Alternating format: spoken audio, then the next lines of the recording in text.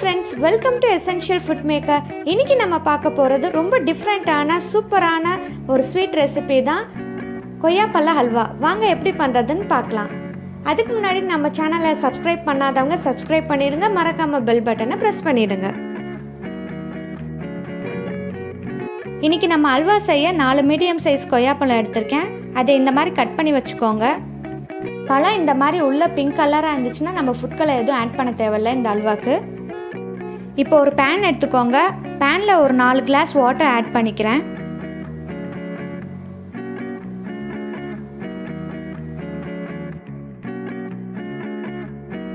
இப்போ இதில் நம்ம கட் பண்ணி வச்சுருக்க கொய்யாப்பழத்தை சேர்த்துக்கலாம்.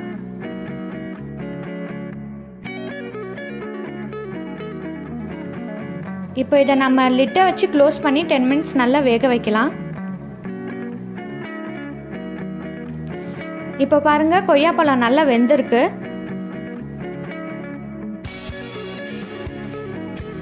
பாயில் பண்ண இந்த பழத்தை வடிகட்டி மிக்ஸி ஜாரில் சேர்த்துக்கலாம்.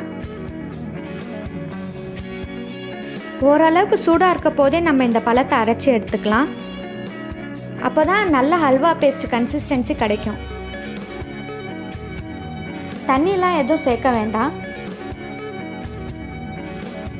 இதை அரைச்சதை வடிகட்டி சீட்ஸ் எல்லாம் எடுத்துக்கலாம்.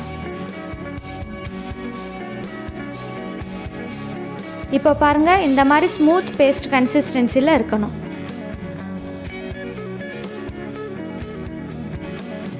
ஒரு பேன் எடுத்துக்கோங்க. 4 டீஸ்பூன் நெய் ஆட் பண்ணிக்கலாம். முந்திரி, பாதாம், ட்ரை கிரேப்ஸ் இது எல்லாத்துலேயும் ஒரு ஸ்பூன் சேர்த்து நெய்யில் வதக்கிக்கிறேன். உங்களுக்கு விருப்பமான நட்ஸ் கூட இதில் நீங்கள் சேர்த்துக்கலாம்.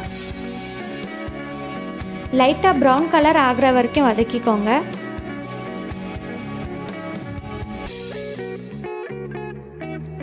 இப்போ இதை நம்ம தனியாக எடுத்து வச்சுக்கலாம்.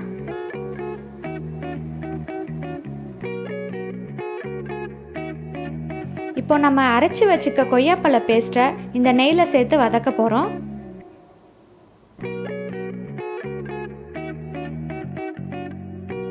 இப்போ இதை ஆட் பண்ணிவிட்டு கைவிடாமல் கிளறலாம்.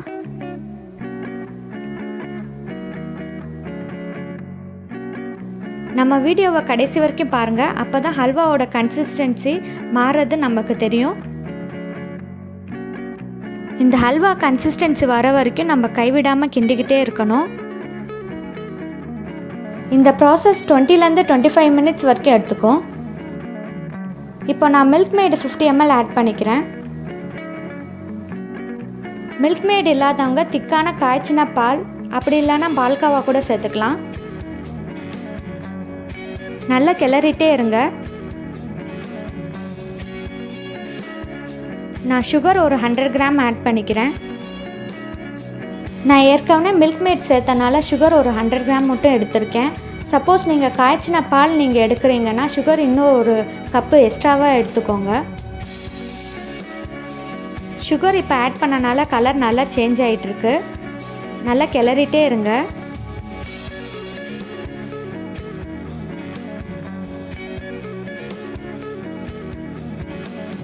ஹல்வா திக்காக அப்பப்போ ஒரு ஸ்பூன் நெய் ஆட் பண்ணிகிட்டே வாங்க. இது எல்லாத்தையும் சிம்மில் வச்சே செய்யுங்க. ஹை ஃப்ளேம் யூஸ் பண்ண வேண்டாம்.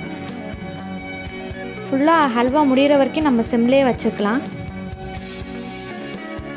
ஏலக்காய் 4-5 தட்டி வச்சுருக்கேன். அதை இதோட ஆட் பண்ணிக்கிறேன்.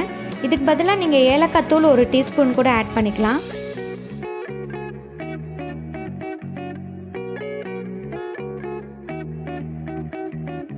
இப்போ நம்ம வறுத்து எடுத்து வச்சிருந்த முந்திரி, பாதாமை இதோட ஆட் பண்ணிக்கிறேன்.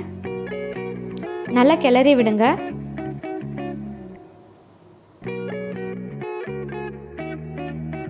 இப்போ பாருங்கள், ஹல்வா கன்சிஸ்டன்சி கொஞ்சம் கொஞ்சமாக வந்துட்டுருக்கு. இந்த ஸ்டேஜில் கொஞ்சமாக நெய் ஆட் பண்ணிக்கலாம்.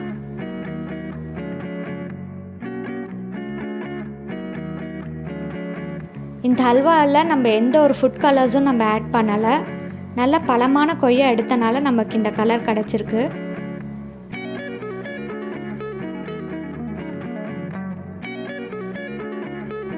பாருங்கள், ஹல்வா பேனில் ஒட்டாமல் வருது. இப்போ தான் ஹல்வாக்கான கன்சிஸ்டன்சி வந்துட்டுருக்கு. இப்போ கடைசியாக ஒரு டீஸ்பூன் நெய் ஆட் பண்ணிக்கலாம். நம்ம இந்த மாதிரி அப்பப்போ நெய் சேர்க்குறனால ஹல்வா ரொம்ப ஃப்ளேவர்ஃபுல்லாக இருக்கும்.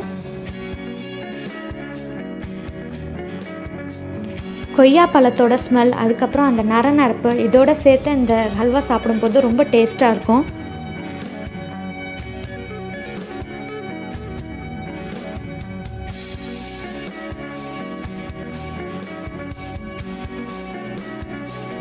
அவ்வளோதான் ஃப்ரெண்ட்ஸ், நம்ம கொய்யாப்பழ அல்வா ரொம்ப சூப்பராக ரெடி ஆயிடுச்சு.